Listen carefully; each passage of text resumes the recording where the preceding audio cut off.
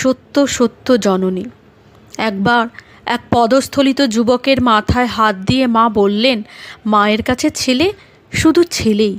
অভিভূত যুবক বলল, এত দয়া তোমার কাছে পেয়েছি বলে যেন কখনো মনে না আসে যে তোমার দয়া পাওয়া বড় সুলভ।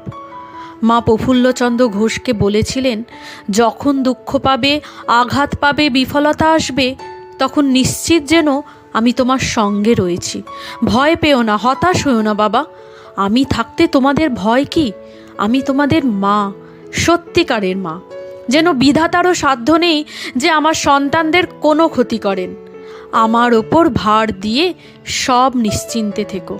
আমি তোমাদের ইহকালের মা, আমি তোমাদের পরকালের মা, আমি তোমাদের জন্ম জন্মান্তরের মা।